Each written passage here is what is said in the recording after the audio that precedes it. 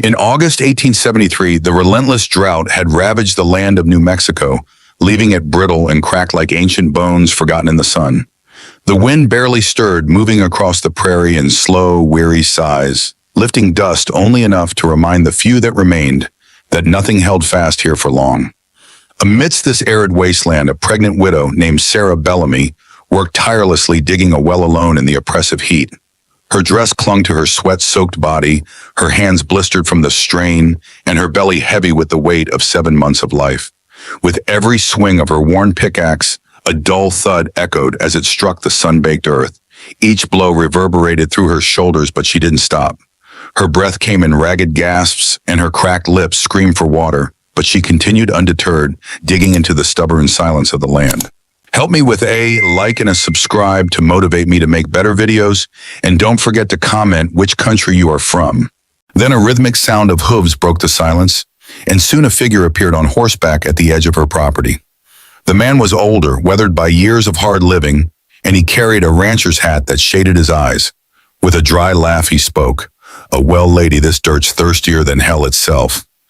Sarah paused, her eyes flicking sideways, but she didn't stop working. She held the pickaxe tightly, not answering him. The man's laughter deepened as he dismounted. "You'll bury yourself out here before you find water." Finally, Sarah's voice cracked with resolve. "Then I'll bury myself trying. That's the only way my child stays on the land his father died for." The man's smirk faltered and he shifted in his saddle, his eyes dark with something unspoken, but he didn't reply. He turned and rode off, leaving Sarah alone again in her grief and the harsh desert. She raised the pickaxe once more, the strength in her body driven by something fierce. The tool struck rock and bounced. Pain flared through her arm, and for a moment the world tilted. Her hands slipped and the pickaxe dropped from her fingers. Stumbling forward, she caught herself on her knees, the desert spinning around her as the heat pressed down like a weight. Her heartbeat drummed in her ears, drowning out everything else until the soft sound of footsteps approached. A shadow fell across her, and beside her appeared a metal flask. Its surface was dusty, the cap already loose. She looked up slowly to find Tom Cade standing over her. Broad-shouldered dust streaked his eyes, hard like the earth, and his jaw set against the wind. He didn't speak. He hadn't spoken since he returned from the war, alone when her husband had not. Tom simply stood there, offering the canteen without question or pity. Sarah's pride faltered, but her thirst won. She took the flask, drinking 3 long, desperate gulps. The water was warm and metallic, but it was more precious than gold. When she finished, she handed it back to him with trembling fingers. "I don't need your sympathy," she said, her voice raw. Tom said nothing, his gaze flicking over the shallow pit she had dug then to her torn, raw hands. Without a word, he turned and went to the shed. When he returned, he had a second shovel. Without waiting for her protest, he stepped into the pit and began digging. Sarah blinked in stunned silence, watching him for a moment as his muscles worked with the rhythm of someone who had done this before. "I said I'd do it alone," she muttered, but the words had no real strength behind them. Tom didn't stop. Hesitating, she picked up her dropped pickaxe and stepped into the hole beside him.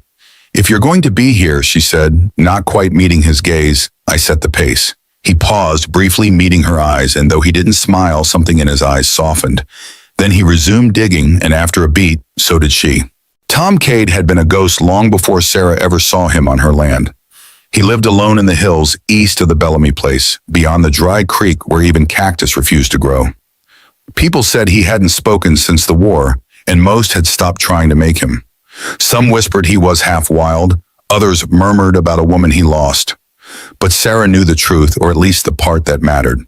Tom had ridden home with her husband's dog tags in his saddlebag. The 2 men had fought side by side, raised as boys in the same town, and only one had returned.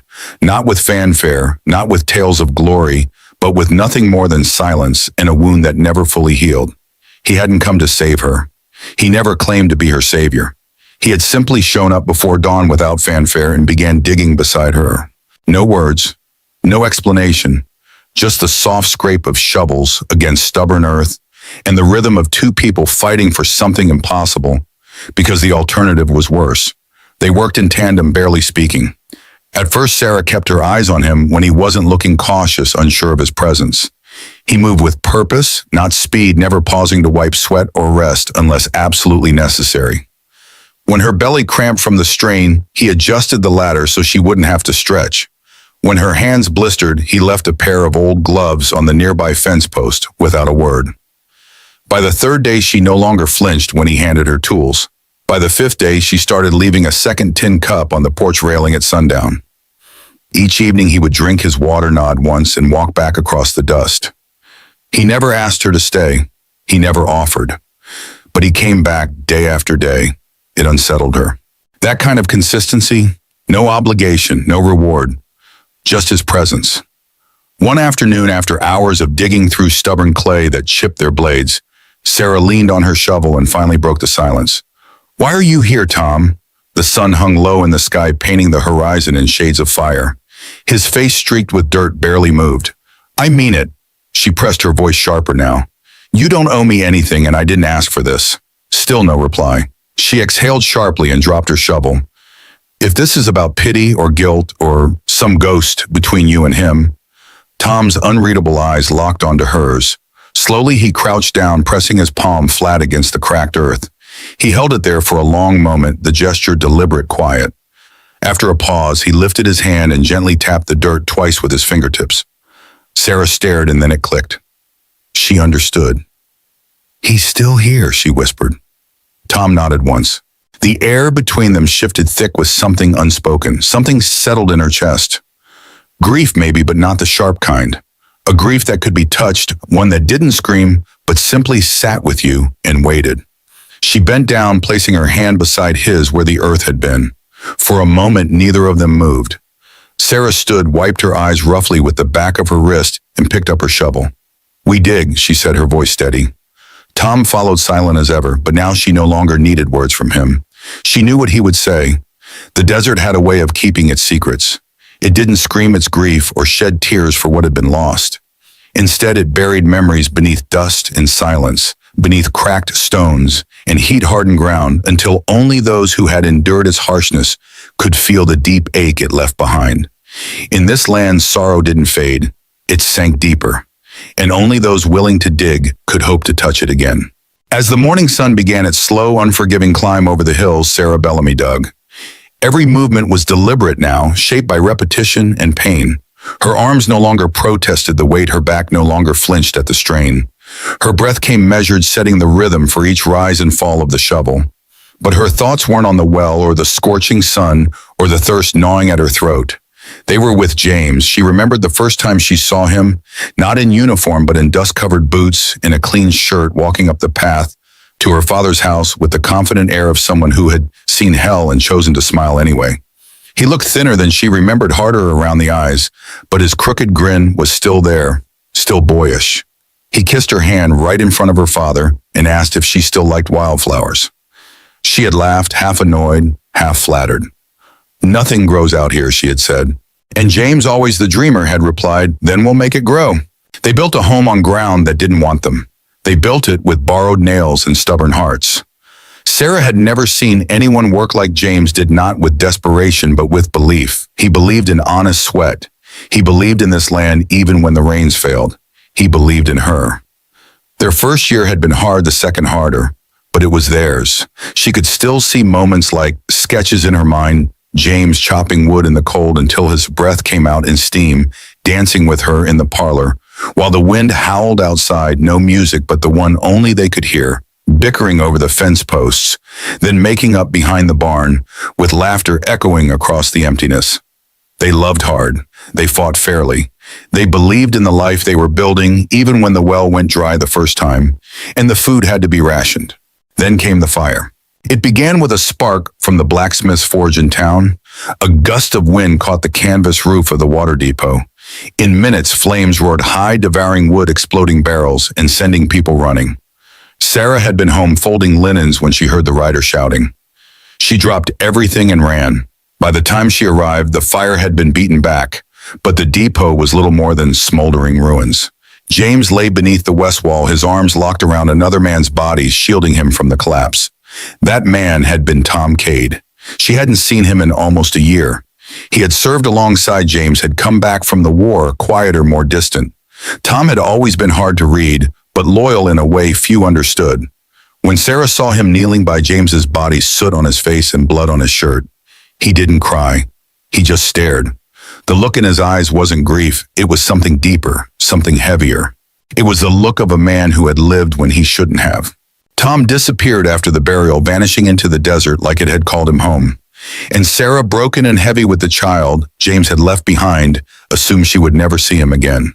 But then he returned, not with flowers, not with apologies, not with hollow comforts, but with a shovel, with his silence, with hands that took to the earth like they remembered every inch of it. Now as she paused, leaning against the shaft of her blade, the sky stretched above her, a vast cloudless expanse, the same pale white blue that had hovered over the ranch since the day James died. She reached down, scooped a handful of dry dirt, and let it fall through her fingers. "James," she whispered, "you were the one who believed the water would come." Behind her, the steady scrape of a shovel broke the silence. Tom was still digging, still there. Her throat tightened. Maybe the water would never come. Maybe the well wasn't about water at all. Maybe it was about proving that something could still be pulled from this place. Not rain, not salvation, but courage. She turned back toward the pit, tightened her grip on the handle, and stepped forward, falling once again into rhythm beside the man who carried her husband's silence like it was his own. And together, without a word, they dug. A month passed. The well deepened, but the earth remained dry as ever. Every foot they dug seemed to bring them closer to nothing. The soil turned from tan to gray to red, but never to wet. Every day Tom arrived with the dawn and left when the light died. Still, the hole yielded nothing but calluses and silence. Others had already given up. Across the valley, the wagons rolled out one by one, families abandoning their claims, their cattle, their graves. No one blamed them. When the sky refused to open for 3 years, even the faithful bent their knees to somewhere else. But Sarah stayed, because James had believed in this land, because her child needed roots, because every day she watched Tom swing his shovel without complaint, and she was reminded that some people chose to stand where things were hardest, even when no one asked them to. Not everyone understood. One morning at the trading post, while Sarah bartered for lamp oil, a ranch hand leaned against the doorframe and spat tobacco in the dust. "Heard that Cade fella's been digging up on your land again," he said, loud enough for the whole store to hear. "Don't suppose he's working for free, huh?" She stiffened her back to him. Another man snorted. "If he ain't after the water, maybe he's after the widow." The first man laughed. Quiet types always got something dirty running beneath. Sarah turned slowly. Her eyes were sharp, her voice sharper. "He has not laid a hand on me," she said, "but he is the only man left who did not run. And when I eat, he does not stare at my belly like it is a burden. So unless you plan on taking a shovel to your own soul, I suggest you leave his name out of your filthy mouth." The laughter died quickly, leaving the room heavy with the weight of silence. Sarah walked out of the trading post with her oil, her spine straight and unyielding. That night, for the first time, she asked Tom to stay for supper. He hesitated at the door, unsure, but she didn't wait for him to answer. She simply set out a second plate and returned to stirring the beans. He sat quietly, ate his meal, and nodded once when she passed the bread. From then on, things began to change. When the sun rose too hot, he would pull the shade down for her. When her back ached from the strain, he chopped the firewood she could no longer lift. Once, when a sharp wave of pain struck her lower belly, sudden and fierce, he knelt beside her, pressed his palm lightly to her hand, and pointed gently to her breath. "Slow down. Breathe with me," he murmured. She did. It helped. He never intruded, never lingered longer than necessary, but his presence began to feel less like a shadow and more like shelter. The silence between them softened, becoming something shared, not endured. Then came the night she woke screaming. The nightmare had gripped her chest like a claw. James's voice calling out from flames, her child slipping from her arms into the dust. She sat upright in bed, trembling, her heart galloping, the room too quiet to be real. She thought she was alone. Then the door creaked gently open. Tom stood there barefoot, his shirt loose, his eyes alert but calm. He didn't ask what had happened. He didn't touch her. He stepped inside, slowly walked to the foot of her bed, and laid a folded blanket beside her, warm, from where he had been sleeping on the porch. Then he turned to leave. She stopped him with a whisper. "Tom." He turned, waiting. She swallowed hard. "Thank you." He nodded once and then closed the door behind him. She clutched the blanket close, buried her face in its familiar scent, sun sweat and wood smoke, and for the first time in weeks, she slept through the night without waking. There was still no water in the well, but there was something else growing here, steady, quiet, and very much alive. The morning sun rose like fire on the ridge, but something in the air felt different. Tom was already at the well before Sarah had poured her first cup of coffee. He had not touched his breakfast, nor answered her small wave from the porch. Instead, he stood at the edge of the pit, staring down with unusual stillness, the shovel clenched in both hands. When she reached him, he pointed.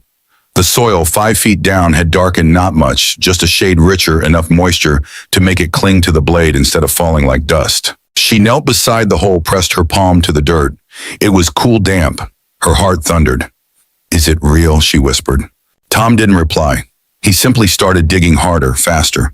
Dirt flew over his shoulder in frantic arcs.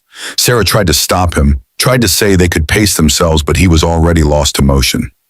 Minutes passed, then an hour. His shirt darkened with sweat. His breath came in grunts. She brought him water, but he waved it off. The blade of his shovel split a deeper pocket of clay, and suddenly his hand slipped. He stumbled. Sarah rushed forward just as he fell to one knee, clutching his palm. Blood slicked the handle, a fresh gash crossing his fingers, narrow but deep. "Tom," she gasped, kneeling beside him. "Stop, please." He didn't look at her. He just held his hand as though it wasn't even part of him. She took it gently, wrapped a clean rag around the wound, and tightened it with trembling fingers. The cloth turned red quickly, but he didn't flinch. Their hands touched her delicate fingers around his calloused, dirt-streaked grip. He looked down at their fingers, then at her. She didn't pull away. "You can't keep tearing yourself apart," she said softly. "Not for something that might never come." His lips parted slightly, but still no words came. "I'm scared," she continued, her voice cracking. "Not just of losing the land. I'm scared of going through this alone, of screaming into an empty room when it's time, of dying before I ever hold my child." Silence. Then slowly Tom reached into the pocket of his work shirt. He pulled out a silver coin, tarnished and worn smooth at the edges. Sarah recognized it at once. James's coin, the one he always carried in his boot for luck. She stared at it. "You kept it." Tom nodded once. With both hands he held it out to her, not forcefully, not dramatically, just a quiet offering. Her breath caught. "This is yours," she said. He shook his head. "No," she whispered, tears gathering in her eyes. "You don't owe me this. You don't owe me anything." Still he waited, hand open. Sarah reached out, took the coin and stared at it resting in her palm. Then after a long moment, she turned his hand over and pressed the coin back into his skin. "You already paid," she said, her voice barely more than a breath. "With every day you showed up, with every word you never said, with staying when no one else did." He looked at her, his eyes wood and wide, unblinking. She closed his fingers gently around the coin. His hand tightened, not by reflex, but with meaning. And for the first time, Sarah saw something pass through his gaze. Not just sorrow, not just memory, but something like peace. The well had not yet found water, but something deeper had just broken through. It began with the wind, a low growl over the plains that soon built into a roar, sweeping down from the northern hills, with a force that bent fence posts and turned the sky the color of rust. By mid-morning, the sun had vanished, replaced by a dull burning light that made everything look bruised and unreal. Tom felt it first. His horses paced nervously in the corral, their ears, back nostrils flaring. The wind tugged at the barn roof, whistling through every crack. He dropped the feed sack and turned toward the house, instinct heavy in his chest. Inside, Sarah was gripping the edge of the kitchen table, her breath uneven, her back arched with pain. Tom burst through the door just as she sank to her knees. She didn't scream at first. She couldn't. "Tom," she gasped, "it's early. It's not time." He caught her before she collapsed, fully easing her onto the floor with one arm around her shoulders, the other bracing her as the first true contraction tore through her. Outside, the storm hit like thunder. Wind slammed against the walls, dust funneled through the shutters, and the air thickened into something choking. Grit coated every surface, grit and fear. Tom moved quickly, gathering thick blankets from the bed and setting water to boil. He placed her near the hearth where the stone offered the most shelter, propped her against pillows, and knelt beside her. He took her trembling hands into his and looked her in the eye. She clung to him, teeth clenched. "A kid," He shook his head firm but gentle and breathed in and out slow and deliberate. He guided her rhythm with the rise and fall of his chest. One hand cupped the back of her neck. The other braced her palm against his. Lightning flashed behind the window boards, and thunder rolled like distant gunfire. Still Tom never flinched. Her screams came ragged raw. The pain built in waves, dragging her under again and again. Blood heat, fear too much, too soon. But he stayed. He wiped her forehead, pressed his shoulder against hers when she bucked with pain, and whispered nothing. His eyes never left hers. The house shook. The wind howled, like every ghost in the valley had come to bear witness. Dust leaked through every crevice, coating the floor, the hearth, her hands. Then a cry not hers, a small piercing wail. She gasped, falling back, her arms limp. Tom held the child in his hands, blinking through the sting of sweat and grit. A boy covered in blood and clay, but breathing, wailing, alive. He wrapped the infant in the cleanest cloth he could find and placed him gently in Sarah's arms. She stared down at the tiny face, at the fierce little life that had torn its way into the world with a storm behind it. And then she looked up, right at Tom. Her eyes rimmed red cheeks, wet breath, shallow. "You," she whispered. He didn't move. Her voice cracked. "The first face he saw was yours." She reached for his wrist, pulled his hand toward the baby, and pressed his rough palm to the boy's chest. We are family now." His expression broke. Something behind his silence cracked wide open, and though no words came, the answer was in his eyes, an answer older than speech, deeper than fear. He bowed his head slightly, his forehead brushing hers, and for a long moment they sat in the ruin of a storm with dust all around and a child wailing between them, and nothing else in the world but 3 hearts beating. The storm outside raged on, but inside that little house, something had finally settled. A place and a bond no wind could ever carry away. The land was quieter after the storm, like something sacred had passed and left behind only breath. But the digging did not stop. Tom returned to the well each morning before dawn, long before the roosters or the wind stirred. ChatGPT said, his hands were wrapped now, his back slower to straighten, but the rhythm of his labor remained the same. He said nothing to Sarah, only nodding when she brought him water, or when she stepped outside, babe in arms, to watch him work. Sarah did not ask him to stop. She knew better than to question the things that kept men like Tom moving, especially after what they had shared, what they had survived. Then one morning it happened. She was feeding the baby near the window when she heard it, a sharp hiss followed by a choked gasp, and then a breath rushed like air returning to a drowning chest. Her heart skipped a beat. She ran out the front door across the packed earth, baby clutched to her chest. Tom was still in the pit, drenched in mud and dust, but now he was kneeling, his hands pressed into the soil around a gushing stream of water. It surged from the ground like it had been waiting for years to be freed. Clear, cold, impossibly real. He was soaked to the bone, his face smeared with grit, and yet his eyes were on fire with something she had never seen before. "Oh, Sarah." His voice was a breathless whisper full of awe as he looked at the water, then at her. She reached the edge of the pit, heart pounding. The baby stirred in her arms, cooed softly, and then fell quiet as if he too understood something had changed. The water flowed into the carved-out basin Tom had prepared weeks earlier. He guided it with his hands, dammed it with stones, watched it take shape with the reverence of a man witnessing a miracle. The land had given him nothing for so long, and now at last it had offered up the very thing they had worked so hard for, fought so fiercely to find. The moment felt sacred, as though the earth itself had finally decided to breathe again. From the hills a neighbor approached, then another. Within a day word had spread, the widow's land had found water. Those who had mocked those who had left some began to return. But Sarah saw only him. Tom climbed out of the pit, his boots slick, his shirt clinging to his chest. He stood tall, now mud-streaked across his arms, and looked at her like he wasn't sure this was real, like maybe the storm had never ended and he had just woken up inside its eye. She stepped toward him slowly, the baby curled asleep against her shoulder. Then she placed her free hand over his heart. It beat strong beneath her palm. "You don't have to speak," she said, her voice low and sure. "I heard you the day you picked up that shovel." His throat worked once, but no sound came. She smiled. "You showed up, you stayed, you carried everything James couldn't. That says more than any words." Tom looked down at the child, then back at her.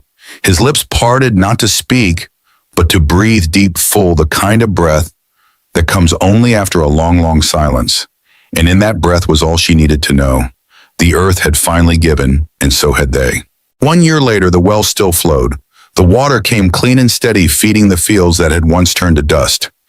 Green crept back across the edges of the land, modest patches of grass, stubborn shoots of barley. A pear tree that Tom planted behind the barn and tended each morning like it carried secrets from another life. The house no longer echoed with silence. Sarah moved through it with a rhythm, restored her voice soft but strong, her hands firm as ever. Ash Cade Bellamy, now toddling across the porch with fists full of feathers and pebbles, had his mother's steadiness and something in his eyes that belonged to the man who'd never spoken but had never once walked away. Tom built a new fence around the well, simple, sturdy cedar posts smoothed by hand. Above it, he mounted a small wooden sign carved carefully. Every stroke shaped over nights when words still eluded him. The sign read, "The place that held the last soul I couldn't lose." Sarah found it one morning while walking the baby. She paused, traced the letters with her fingers, and felt a weight leave her chest she hadn't realized she'd been carrying. The town no longer asked questions. They didn't need to. They saw the three of them, Tom, Sarah, and Ash, at the market each Sunday. Saw the way Tom carried the boy on his shoulders, how the child grabbed at his hair with glee. And in that simple sight, everything that needed saying was said. They saw Sarah pass him tools without asking how he always reached back to touch her hand in thanks. No papers were signed, no white dress, but the names changed anyway. Folks began calling her Mrs. Cade, and no one corrected them, not even Sarah. One evening, as twilight softened the sharp edges of the mesa and turned the world to honey and smoke, Tom stood by the well watering the tree. Ash ran circles around his legs, giggling, a wooden horse tucked under his arm. Sarah sat on the porch mending a shirt with steady hands, her eyes drifting between the needle and the horizon. "Think it'll fruit this year," she called out. Tom shrugged, then nodded. She smiled. That was answer enough. Ash stumbled, falling into the dust. Before the boy could cry, Tom scooped him up, dusted his pants with a practiced hand, and handed him a small stone as a distraction. Ash beamed immediately, forgetting the fall. Sarah watched them, the sun behind their backs painting their shadows long across the land, and something in her chest ached, not from sorrow, but from the sheer fullness of what they had built a home. Not the one she had started with, not the one she thought she'd have, but one that had risen slowly from silent labor in a kind of love that never asked to be spoken aloud. Inside, above the hearth, hung a small framed relic, James's silver coin now burnished to near copper, and beneath it a folded piece of cloth, one of the first blankets Tom had wrapped around Ash. Between them, a pressed wildflower, the first one to grow beside the well. Sarah had pressed it without telling him. She didn't need to. Some things were meant to be held quietly. As the sun slipped below the hills, Tom looked back at the house. Sarah raised her eyes. Their gazes met. She nodded once. He nodded back. And the world kept moving, wind in the trees, cattle lowing in the distance, laughter rising from the mouth of a child who did not yet know what it had cost to bring him into this world whole. But someday he would. Someday he would stand at the edge of the well, read the sign his father carved, and understand that his life had been born not just of blood, but of choice of staying. There are men who shout, and there are men who remain. Some carve their names into stone, others into silence. But the ones who stay when the world cracks, they are the ones who last, like water beneath the dust, like roots beneath a desert. If this story stirred something deep within you, if it reminded you that love doesn't always come with promises or grand gestures, but with hands that stay and hearts that endure, then you've come to the right place. Here on Wild West Love Stories, we share tales not just of romance, but of resilience, sacrifice, and the kind of devotion that leaves a mark deeper than time. Subscribe to the channel and ride with us each week into the dust, the danger, and the beauty of the American frontier, where love is carved not in words, but in silence, in earth, and in memory. Because out here, even the quietest love can echo forever. Thank you for choosing my video among thousands of videos out there to watch, helping me with a subscription of yours is very small, but very big and too valuable.